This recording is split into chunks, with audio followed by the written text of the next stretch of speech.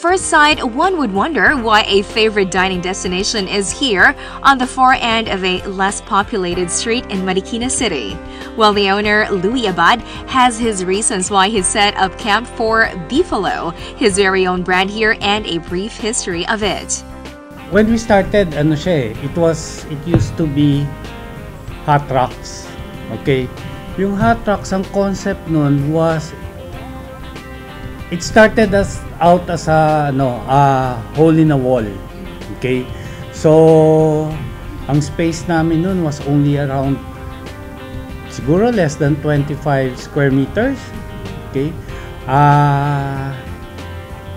It was a trial. Parang alam mo yun, we were exploring kung kayang gawin, kung pwedeng i-ano. So, inoperate namin siya. So, ang gusto naming dating nun was, it's going to be a steak place for everybody. Okay, kasi yung time na yun, ang mga steak place was more of high-end, formal. So we wanted something very casual, but we will be giving the same service. Kumbaga yung service na pinrovide namin at that time was comparable dun sa mga mas upscale, and then yung food and quality was hinabol din namin upscale.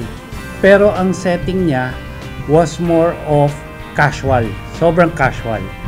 After only 8 months, Louie was able to open a branch in Libis from the ground up, as Louie narrated, and here they stayed for over a decade until their contract expired and they had to look for another site. Fortunately for Louie, it was easy for them to move because of the setup of their restaurant. They use a sturdy container van, which they can easily set up and move when the need arises. And so here they are now in Marikina in a less populated area. So nakita namin dito sa Marikina was a long strip of road na puro cogon grass. Okay, so we thought na fit siya sa concept namin. Okay, na yung concept is it's going to be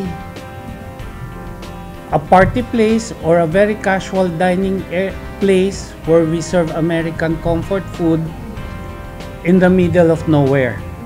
Okay, so when we were starting, people were telling us it's not going to work. Okay, nobody believed in the concept na we will be able to bring people to the restaurant. Dahil actually yung mga taga Marikina, they were even saying when we were starting off, mahihirapan kayo dyan. Kasi wala namang pumupunta dyan eh. Even his own son had reservations about the new location. Kami, we just believed in our vision. We had faith in our... we had faith that we had a good product na people would be coming. After only a few months, Louie was pleasantly surprised that customers had to wait to be seated on weekends, which is when families come in droves to try out their food. They certainly have non-traditional marketing too. If you notice, when you came over, wala man kayo nakitang signage sa front. Okay, kami, we believe in word of mouth. Okay, if you have something good, people will talk about you. And ang best endorser is always a friend. This family restaurant is now 5 years old and still growing very strong. 6 months ago, they panned another branch in San Juan City, and you guessed it right, their location is also not in the mainstream. Louie believes that if you give people a complete and pleasant dining experience, they will surely come back for a repeat of that same experience. Perhaps it is the comfort food they offer or the casual homey ambience that families are comfortable with.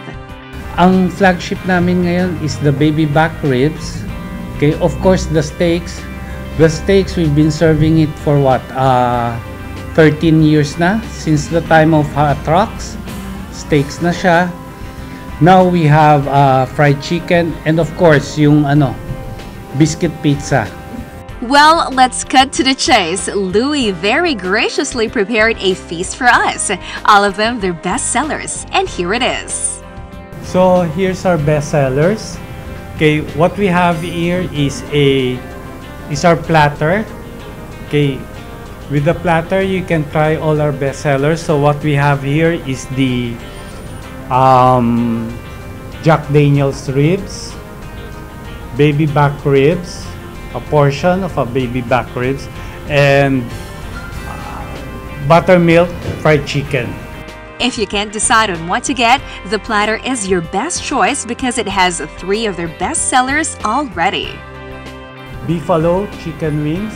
Okay, so we have the variety of the spicy or the sweet. Okay, I prefer the sweet. The full plate of buffalo wings comes with a dip too. Here's our biscuit pizza. It's margarita pizza. So it has herbs, tomatoes, cheese on top of very thin crust. And of course, here's one of their best sellers, their huge porterhouse, which weighs some 750 grams. Perfect for the hungry diner indeed. And this is their full rack of baby back ribs, a big treat for the family indeed. This one here is their taco salad, a whole bowl of greens drenched in a savory sauce with crispy tacos on top. Come over and try them all. So here's a personal invite from Mr. Louie Abad himself, owner and operator of Beefalo restaurant in Marikina and San Juan City. Hello again. Would like to invite all of you to try and visit Beefalo here in Marikina and in San Juan. Okay, bring your families and friends. It's a very casual place where you will be able to enjoy our American comfort food. So we serve fall off the bone baby back ribs, steaks, fried chicken, and of course our must-try biscuit pizza. Please also visit our Facebook account, Beefalo by Hot Rocks. Okay, you will see there our phone numbers and our address. You can also use Waze or Google Maps to find us. Thank you.